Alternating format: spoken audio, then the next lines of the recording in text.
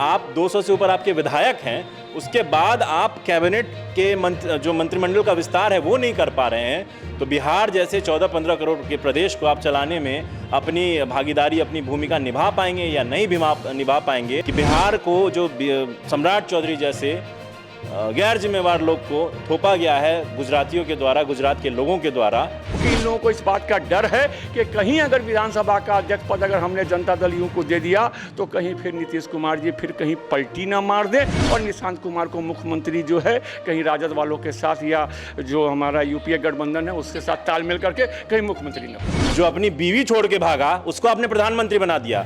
जो आदमी तड़ीपार था, जिसको गुजरात में रहने लायक नहीं बताया था गुजरात की हाईकोर्ट ने और वहां की कोर्ट्स ने, उसको आपने गृह मंत्री बना दिया। नमस्कार, आप देख रहे हैं फर्स्ट लुक बिहार और मैं हूं निशा श्री। और आज है सीता नवमी और इसके लिए मिथिलांचल वासियों की तरफ से पूरे देश भर में हर किसी को जो है वो सीता नवमी की ढेर सारी शुभकामनाएं। और इस उपलक्ष्य पर सीतामढ़ी में आज जो है एक बहुत ही विशाल कार्यक्रम का आयोजन किया गया और उसमें मुख्यमंत्री भी मौजूद थे। और मुख्यमंत्री ने कहा कि उन्होंने मुख्यमंत्री का शपथ लेने के बाद जो पहला कैबिनेट की मीटिंग की उसमें उन्होंने पुनौरा धाम के विकास के बारे में बात की। सवाल यहीं से उठता है कि कैबिनेट की कौन सी बैठक हुई जब कैबिनेट के पूरे जो हैं वो मंत्री का अभी कोई ब्यौरा सामने आया ही नहीं है। उनके कैबिनेट में आखिर कितने लोग हैं और किससे किससे उन्होंने इस बारे में कितनी सलाह मशवरा कर ली, इसी बारे में बातचीत करने के लिए हमारे साथ आज स्टूडियो में उपस्थित हैं आनंद कौशल जी जो कि यूथ कांग्रेस के जिलाध्यक्ष हैं। साथ में हैं हमारे दिलीप कुमार जो कि बीजेपी के जिला कार्यालय प्रभारी हैं। राई शाहिद इकबाल मुन्ना जी हैं जो कि आरजेडी के वरिष्ठ नेता हैं, महानगर सचिव हैं आरजेडी के, महानगर अध्यक्ष हैं आरजेडी के।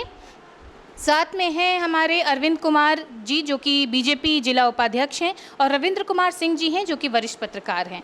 सबसे पहले हमारे जो यूथ कांग्रेस के हैं आनंद कौशल जी, उनसे ही हम जानते हैं कि कैबिनेट का गठन, कैबिनेट की बैठक कर रहे हैं हमारे मुख्यमंत्री जी, कैबिनेट के सदस्य कौन कौन है, जानकारी है क्या? मैं सबसे पहले फर्स्ट लुक बिहार को बधाई कि अच्छे टॉपिक्स पे आप डिस्कशन कर रहे हैं, उसी कड़ी में आज ये डिस्कशन है। आपने जो बोला कैबिनेट क्या है, मैं थोड़ा और आगे बढ़ के कहता हूँ कैबिनेट की स्पेलिंग क्या है, शायद मुझे उनको या कैबिनेट को वो पता नहीं, काबानेट या कुछ भी कह सकते हैं, क्योंकि एफिडेविट को हाफिडेविट 50 रंग की चीज़ें वो कह चुके हैं। उन चीज़ों में मैं नहीं जाना चाहता हूँ। उनकी एजुकेशनल क्वालिफ़िकेशन क्या है वो भी पूरे बिहार को पता है, उन्होंने क्या क्या क्राइम किया है वो भी सबको पता है। तो ऐसे लोगों से आप क्या उम्मीद करिएगा? अमित शाह और मोदी जी की जोड़ी ने जो बिहार के ऊपर ये थोपा है, selected CM, he is not elected CM, तो ये बिहार के ऊपर थोपा गया है। और जब कोई चीज़ किसी के ऊपर थोपेंगे तो वो तो मजबूरी में अभी प्रदेश चला रहे हैं। भले ही उनको अब मिल गया है बिहार जैसा बड़ा प्रदेश सम्राट चौधरी को चलाने के लिए मिल गया है, तो बहुत खुश होंगे, खुशफहमी में होंगे, बहुत सारी चीज़ें हैं। लेकिन आप बहुमत साबित कर चुके हैं, आप 200 से ऊपर आपके विधायक हैं, उसके बाद आप कैबिनेट के जो मंत्रिमंडल का विस्तार है वो नहीं कर पा रहे हैं, तो बिहार जैसे 14-15 करोड़ के प्रदेश को आप चलाने में अपनी भागीदारी, अपनी भूमिका निभा पाएंगे या नहीं निभा पाएंगे?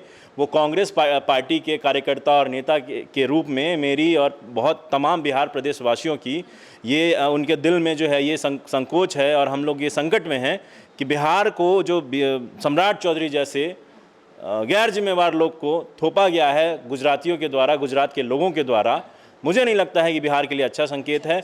और उसमें मैं ये जोड़ना चाहता हूँ कि सम्राट चौधरी को जिम्मेदारी लेना चाहिए, जवाबदेही लेना चाहिए और जल्दी से जल्दी कैबिनेट का विस्तार करना चाहिए, क्योंकि बंगाल चुनाव, फिर यूपी चुनाव, भाजपा हमेशा चुनाव मोड में रहने वाली पार्टी है। तो ये देखिएगा जैसे ही बंगाल चुनाव का रिजल्ट आ जाएगा 4-5 मई, उसके बाद ये एक कास्ट बैलेंस बनाएंगे, कुछ उस हिसाब से मंत्रिमंडल का विस्तार करेंगे।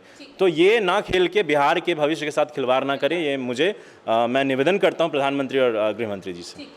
दिलीप कुमार जी, भाजपा के जो हैं आपको कार्यालय प्रभारी, जिला कार्यालय प्रभारी, थोपा हुआ मुख्यमंत्री भाजपा ने दे दिया है बिहार को, जिसका कैबिनेट का कोई मंत्री जो है ये अभी तक जनता के सामने नहीं आया है। आखिर भाजपा ये कौन सी राजनीति कर रही बिहार में? देखिए, मैं तो पहले आपके चैनल को बधाई देता हूं और हमारे मित्र भी कह रहे थे, ये आपको भी मालूम है कि सम्राट चौधरी जी इसके पहले भी कई महत्वपूर्ण पदों पर रहे हैं, बाखूबी अपने पद पर वो सक्षमता दिखाकर कार्य किए हैं और कल मेरा जो है आप देखें कि बहुमत सिद्ध हुआ है। हमारी एनडीए की सरकार है, हम 5 पांडवों की सरकार है और कल हुआ है बहुमत सिद्ध, चूँकि ये सिस्टम से होना है। पांडव नहीं, कौरव नहीं है कांग्रेस, ये आपत्ति है। पांडव अपने नहीं, आप को कह के मैं आपको कौरव नहीं कहा हूँ, आप ऐसा उन्होंने कहा नहीं। बोले, मैं सुन रहा था। ऐसा उन्होंने कहा नहीं, ये एंटी स्टेटमेंट आप थोपिए मत इनकी। मैं कुछ नहीं बोला, मैं ये कहा कि ये एनडीए की सरकार है और हमारी एनडीए की सरकार बिहार में 20 साल से हम कार्य कर रहे हैं। लेकिन इससे पहले भी तो मुख्यमंत्री शपथ लिया गया था ना, उस वक्त में तो सारे मंत्रियों ने शपथ लिया था। अभी क्या दिक्कत आ गई? इसका मतलब अंदर भी कुछ आपकी तनातनी चल रही है? नहीं, ऐसा कोई तनातनी नहीं है। आप सुने होंगे जब मुख्यमंत्री का घोषणा नहीं हुआ था, सम्राट जी का नाम नहीं आया था, ये एनडीए की सरकार है, हम पांचों मिलकर बैठकर बात करते हैं।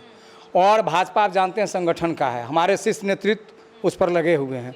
तो कल तो हमने बहुमत सिद्ध किया है, तो बहुत जल्द ही आपके चैनल के माध्यम से ही हमको मालूम होगा, सभी लोगों को मालूम होगा, पूरे बिहार को मालूम होगा, देश को मालूम होगा कि ये कैबिनेट भी गठन होगा और मंत्रिमंडल के सारे मंत्री शपथ लेंगे। चलिए ठीक है, आपकी हम विवशता को समझते हैं कि आपको जो है वो पार्टी की तरफ से अनुशासित बयान देने के लिए कहा गया होगा। राई शहीद इकबाल मुन्ना जी, आपसे जानना चाहेंगे कि जिस तरह से जो नेता प्रतिपक्ष हैं तेजस्वी यादव, उन्होंने भी बधाई दे दी सम्राट चौधरी को और बड़े ही कटाक्ष भरे अंदाज में उन्होंने कहा, आप क्या मानेंगे ये जो नया मुख्यमंत्री थोपा गया है बिहार के ऊपर, आपकी प्रतिक्रिया क्या है?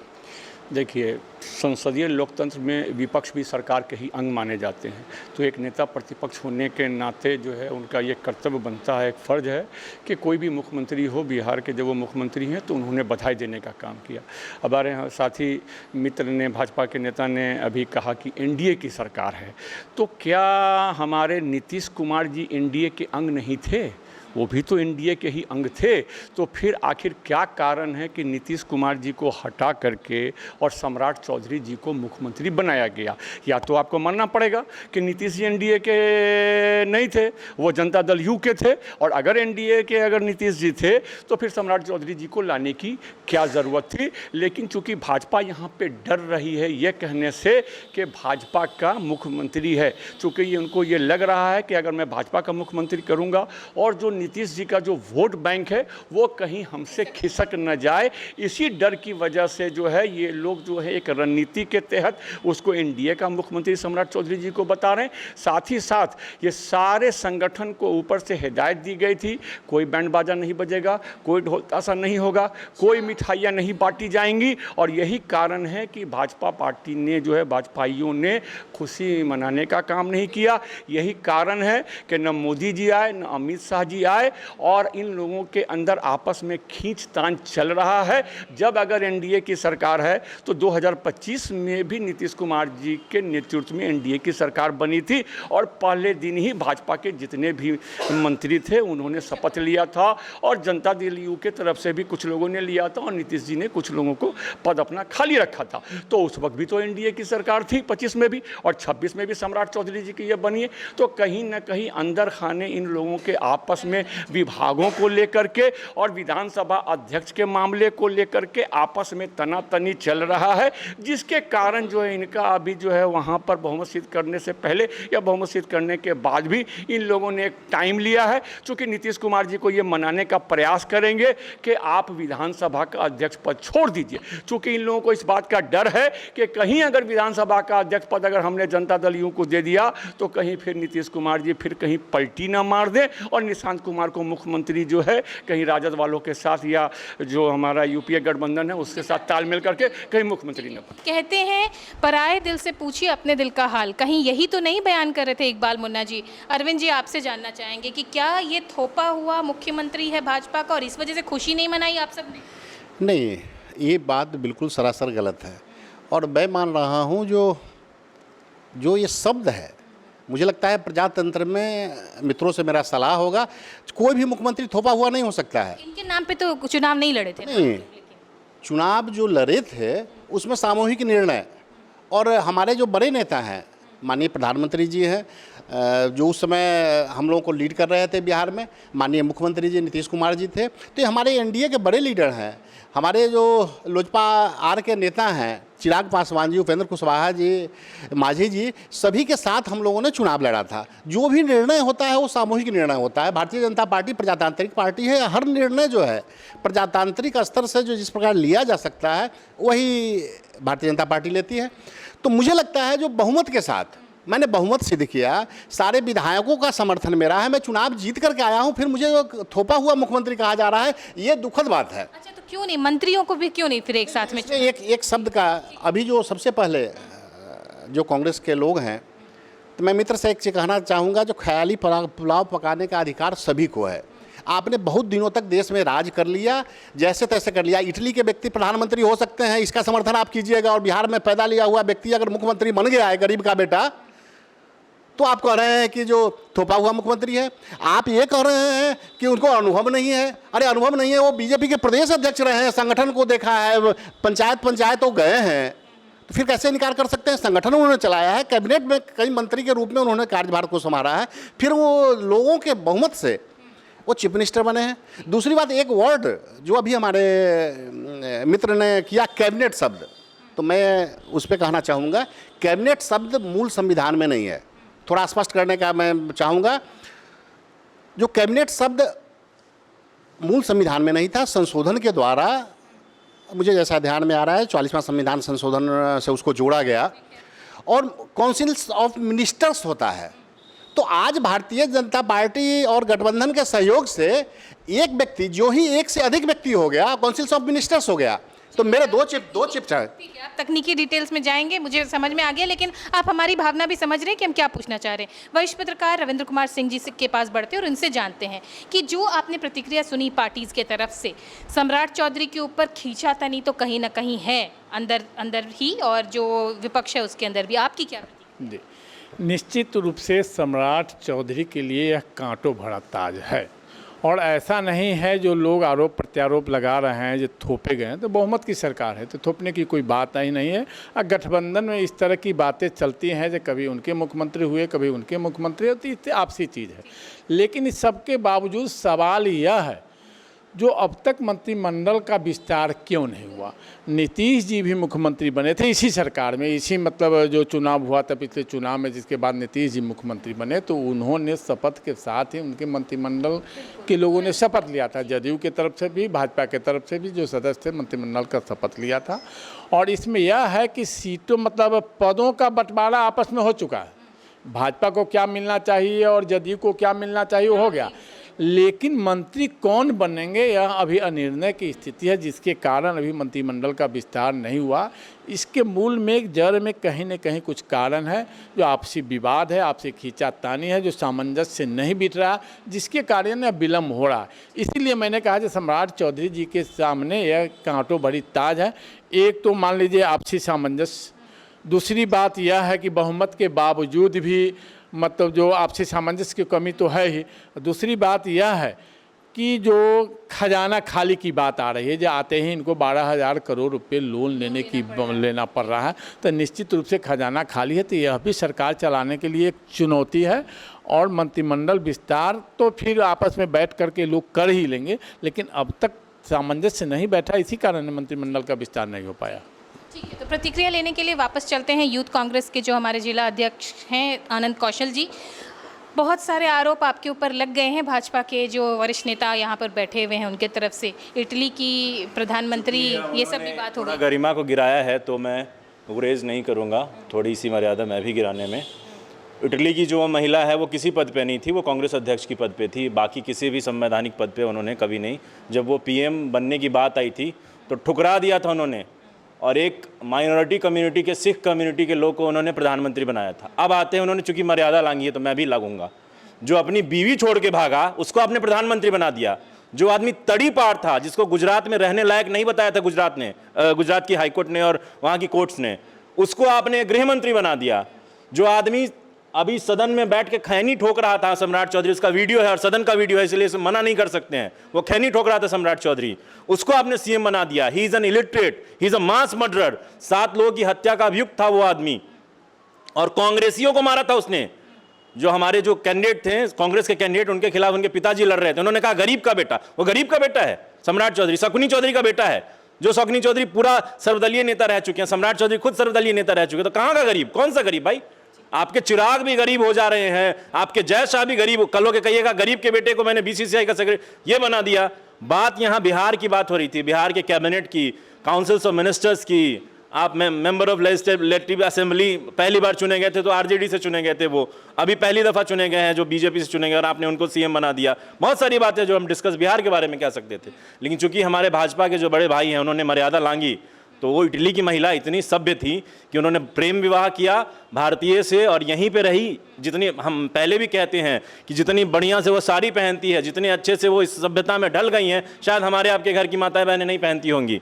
और भगवान करे वैसी पत्नी सबको दे कि मरने के बाद भी उनके बच्चों को संभाला, और ऐसा संभाला। आज राहुल गांधी में थोड़ी सी भी नफरत नहीं है। अगर मेरे पिता को कोई मार देता ना और मैं उस पद पर रहता तो पता नहीं मैं क्या करता, लेकिन राहुल गांधी आज भी उसी चीज़ पर हैं, आज भी प्यार से बात करते हैं। भले ही हमारा पॉलिटिकली बहुत नुकसान हो रहा है, लेकिन नफरत की बात हम नहीं करेंगे। बिहार के बारे में भी बिहार के बारे में वही बात हो रही है कि आपने, फिर से मैं वही कहूंगा कि एक इलिटरेट आदमी को, जो सही में, मैं एक सॉफ्टवेयर इंजीनियर हूं, मैंने पॉलिटिकल साइंस से मास्टर्स किया है, मेरा मुख्यमंत्री ऐसा है जो एफिडेविट का प्रोनाउंसिएशन सही नहीं कर पाता है। और जब उनसे प्रोनाउंसिएशन कहा गया तो उन्होंने प्रोनाउंसिएशन पता नहीं क्या कह दिया, उन्होंने पेनाल्टी को पेलांटी कह दिया, जो स्वस्थ भी करते रहते हैं। अब पता नहीं क्या क्या कहते रहते हैं। तो ऐसे गंवार आदमी को आपने बना दिया बिहार का सीएम, और उनसे उम्मीद करेंगे कि हम उनकी इज्जत करें, तो माफ कीजिएगा भैया, हमसे ना हो पाएगा ये चीज़।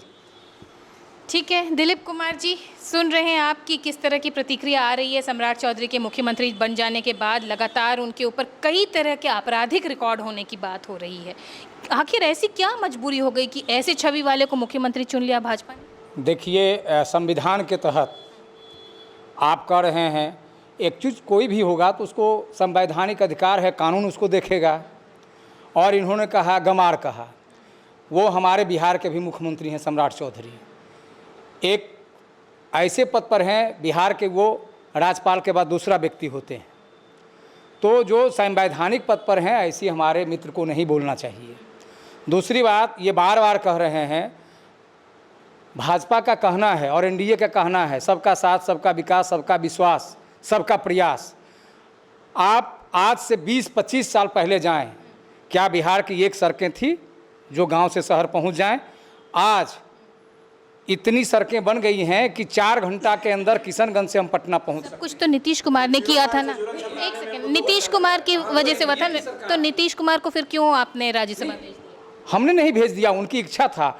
नीतीश कुमार जी अटल जी के सरकार में रहे हैं, वो रेल मंत्री रहे हैं, कृषि मंत्री रहे हैं, वो स्वतंत्र हैं, वो एक सजे हुए नेता हैं। पूरे भारत में जितने भी मुख्यमंत्री हुए या अभी हैं, वो सब में सुपर हैं, और बिहार को सजाने का काम किया। उनकी इच्छा हुई कि हम फिर एक बार हम केंद्रीय नेतृत्व में जाएं। ये लोकतंत्र में सबको अपना अधिकार है। दूसरी बात है कि सम्राट चौधरी जी के बारे में कहे, उन्होंने भाजपा के संगठन का काम किया। हमारे मित्र ने बड़ा बढ़िया कहा कि भाजपा अभी बंगाल चुनाव से निकलेगा और फिर संगठन की बात करेगा। सम्राट चौधरी पूरे 18 वर्षों से संगठन का काम किया। वो गृह मंत्री के अभी वो थे, मिनिस्टर भी थे, वो संगठन का काम किए। इन्होंने कहा कि राजद में मंत्री थे, क्या दूसरे दल में वो मंत्री थे तो बहुत अच्छे थे, अभी वो भाजपा की सरकार में आए हैं तो बड़ा खराब हो गए। ये दोहरी नीति नहीं चलेगा। चलिए, इकबाल मुन्ना जी से हम प्रतिक्रिया ले लेते हैं कि जब तक आरजेडी में थे तब तक बड़े अच्छे थे, भाजपा में आ गए तो आप उन पे आरोप लगा रहे हैं, क्या कहें?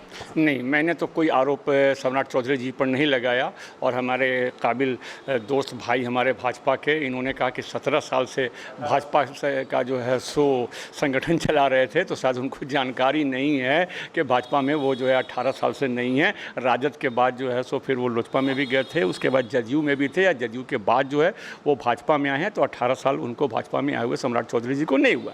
हमारे अभी साथी ने कहा कि भाई जो है सो एनडीए की सरकार थी, तो मैं ज़रा इनसे पूछना चाहता हूं कि अगर एनडीए की सरकार पिछले 20-21 सालों से इस बिहार के अंदर में है, तो बाहर की बात तो छोड़ दीजिए, हम सभी लोग मुजफ्फरपुर के रहने वाले हैं।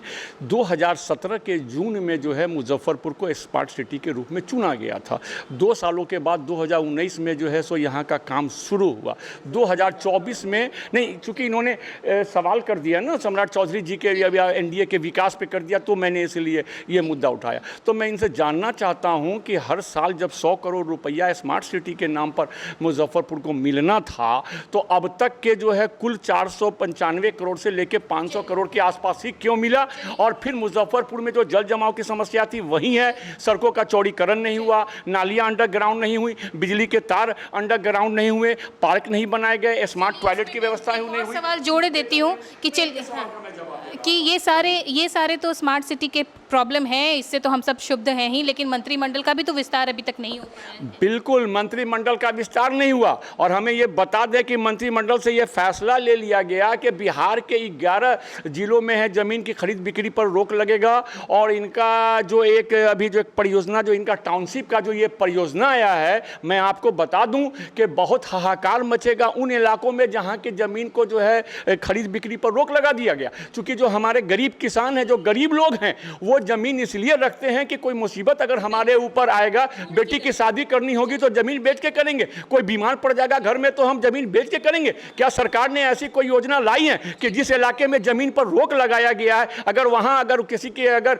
तबीयत बहुत ज्यादा खराब होगी तो वो कैसे उनके पास पैसा आएगा, वो अपनी बेटी की शादी कैसे करेंगे? और अभी नहीं, इन्होंने 27 जून तक के मान लिया मुजफ्फरपुर का लगाया है कि ये भिन्न भिन्न जो मौजों की जमीन की बिक्री नहीं होगी। लेकिन इस बीच में जिनके शादी के जिन बच्चियों का शादी का तारीख तय हो गया है, और जिन किसान को जो जिस बाप को जमीन बेच करके अपनी बेटी की शादी करनी थी, क्या मुख्यमंत्री जी उसके लिए एडवांस के रूप में उस बेटी की शादी करने के लिए पैसा देंगे? ऐसी कोई योजना है? दूसरी बात इसी पे मैं कहना चाहता हूं कि सरकार ने यह कहा है कि मैं वो पुलिंग के तहत जो है सो मैं जमीन लूंगा, और जिससे जमीन लूंगा उसको 55% में जमीन वापस करूंगा, 15% में बेचूंगा। तो मैं जानना चाहता हूं कि किसी का जमीन अगर आज रोड के किनारे अगर होगा और वो 2 कट्ठे का ही अगर वो मालिक होगा और उस जमीन का वैल्यू होगा आज के डेट में, और जब सरकार अगर उस रोड को चौड़ीकरण करेगी 150-200 फीट जब चौड़ा करेगी, तो उसकी तो 2 कट्ठा जमीन उसकी चली जाएगी। तो फिर ये 55% जमीन उनको कहां पर देंगे, किस जगह पर देंगे? जिनकी जमीन रोड पर होगी उसको तो कई खेत खलिहानों में जाकर के देंगे, तो वो बेचारा जो है औंधे मुंह गिर जाएगा। इसलिए ये इनकी एक जो योजना है, ये सिर्फ बंगाल का चुनाव जीतने के लिए है, न कि बिहार वासियों के उत्थान के लिए। चलिए, योजनाओं में तो गड़बड़ी है और उसको सुलझाया भी नहीं जा सकता क्योंकि मंत्रिमंडल का विस्तार ही नहीं हुआ है। तो अरविंद कुमार जी, आपसे यही जानना चाहेंगे कि मंत्रिमंडल का विस्तार नहीं हो रहा है, लेकिन एक के बाद एक प्रतिबंध जो हैं वो लगाए जा रहे हैं, योजनाएं आ रही हैं, ऐसे में फिर कैसे एक अराजकता वाली स्थिति नहीं पैदा? अभी सबसे पहले जो है 2 शब्द का इस्तेमाल जो मेरे मित्र ने यहाँ पे किया, मुझे लगता है जो किसी चैनल पे आकर के इस ढंग की बातें करना जो है तरीफार शब्द।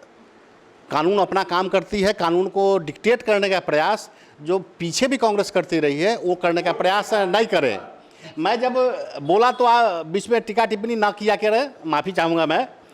दूसरी बात है, जिस चीज़ पे वो जा रहे हैं शायद उनसे ज़्यादा आंकड़ा मेरे पास है जो उत्तराखंड से होते हुए और इटली के बार में क्या होता था, लेकिन मैं नहीं जाऊँगा उस पर, नहीं जाऊँगा कि सम्मानित किसी भी व्यक्ति का। और ये मुद्दा आज का नहीं है, आज का जो मुद्दा है सिर्फ बिहार से संबंधित है। तो इस संदर्भ में अभी मित्र ने जो कहा, मित्रों का काम क्या है? अभी आपने मंत्रिपरिषद की चर्चा किया, संविधान के अनुसार जो है मंत्रिपरिषद का गठन है, 3 आदमी हैं तो मंत्रिपरिषद है, इसका अध्ययन कर लें। और जो उसका निर्णय होगा वो मंत्रिपरिषद का निर्णय होगा, और उसी निर्णय के तहत निर्णय हुए हैं। और जो निर्णय हुए हैं उस निर्णय में मुझे लगता है जो मेरे लायक दोस्तों को समाचार पत्र के माध्यम से जो आप जानकारी हुई होगी वही जानकारी होगी, उसका एक अध्ययन कर लें और उस पर डिबेट करें कि किसको क्या मिलना है नहीं मिलना है। दूसरी बात है, जो अभी इन्होंने कहा मुजफ्फरपुर स्मार्ट सिटी की एक चर्चा इन्होंने बीच में छेड़ दिया, तो मैं ये कहना चाहूँगा जो जब स्मार्ट सिटी का काम प्रारंभ हुआ तो इनके पार्टी के लोग हर जगह कहीं ना कहीं अगर एक व्यक्ति भी है काबिज तो वो पूरे सिस्टम को तहस नहस करने का प्रयास करता है। और मुजफ्फरपुर में अगर विकास नहीं हुआ तो वो इनके पार्टी का देन है। चलिए ठीक है, आरोप प्रत्यारोप तो है वो चलते रहेंगे। एक कंक्लूडिंग स्टेटमेंट के लिए हमारे वरिष्ठ पत्रकार रविंद्र कुमार सिंह के पास जाते हैं। और जो आपने तमाम बातचीत सुनी, आपकी क्या प्रतिक्रिया है कि अब तक क्या आप भी मानते हैं कि 3 लोगों से जो है कैबिनेट चल रहा है और इसी से अभी काम चलता रहेगा जब तक मंत्रिमंडल का विस्तार ना? देखिए, जब तक मंत्रिमंडल का विस्तार नहीं होगा तब तक ऐसे ही चलाएंगे ही, उनकी भी मजबूरी है। सही तरीका हाँ, लेकिन यह तरीका सही नहीं है। तरीका यह है जो जिस तरह से नीतीश जी ही शपथ लिए, उनके साथ मंत्रिमंडल का शपथ ग्रहण हुआ, विभाग का बंटवारा करने में 1-2 रोज समय लगा, तो इसमें तो विभाग का बंटवारा क्या, मंत्रिमंडल का शपथ ही नहीं हुआ। मंत्रिमंडल में कौन लोग लिए जाएंगे किस गठबंधन से, वही तय नहीं हो पाया। तो यह निश्चित रूप से कहीं न कहीं आपसी सामंजस्य की कमी है। भाजपा में भी कमी है, जदयू में भी कमी है, और उनके जो और सहयोगी दल हैं उनमें भी कुछ कमी है। सब में घींचतान है, पद को लेकर ही है। पदों का बंटवारा तो हम बता दीजिए, दोनों अपना विभाजित कर लिए। जदयू को कोटे में कौन पद जाएगा, इनके कोटे में कौन पद जाएगा, ये है। अब इनको अपने में मंत्रिमंडल विस्तार करना है दोनों में, वो भी लोग नहीं कर रहे हैं। तो निश्चित रूप से कहीं न कहीं आंतरिक संकट है, आंतरिक विरोध है, जिसके कारण नहीं हो रहा है। और यह सरकार चलाने में निश्चित रूप से सम्राट चौधरी को बाधा उत्पन्न अंदर ही अंदर होता होगा, और उनके साथ ही परेशानी है। जब तक यह विस्तार नहीं हो जाता है, मूल बृहद रूप से जो गठन नहीं हो जाता, सबके विभागों का बंटवारा नहीं हो जाता है, तो सरकार चलाने में तो कठिनाई है ही। तो सुना आपने कि जो आज तमाम बातें हुई हैं मंत्रिमंडल के विस्तार को लेकर, कि भले ही 3 लोगों के कैबिनेट को कैबिनेट कहा जाता हो, इसको मान्यता दी जाती हो, लेकिन कोई भी जो बिहार जैसा जो बड़ा राज्य है उसको बिना मंत्रिमंडल के विस्तार के चलाना जो है ये बहुत मुश्किल है। इससे भले उनको असुविधा नहीं महसूस होती हो, लेकिन जनता को ज़रूर असुविधा महसूस होती है, क्योंकि वो संबंधित कार्य जो हैं ये हमारे यहाँ हर एक चीज़ का सीज़न होता है, लगन का समय होता है। ऐसे में उनको इन सारी असुविधाओं का सामना करना पड़ रहा है। इसके ऊपर सरकार को ज़रूर ध्यान देना चाहिए। आपके क्या विचार हैं इन सारी बातों पर, कमेंट बॉक्स में ज़रूर लिख करके बताइएगा। फिलहाल के लिए हमारे मेहमानों को हम देंगे धन्यवाद कि उन्होंने अपने अपने पक्ष हमारे सामने में रखे, और इसी के साथ इस चर्चा को यहीं पर देते हैं विराम। आप बने रहिएगा हमारे साथ। आप देख रहे थे फर्स्ट लुक बिहार। धन्यवाद।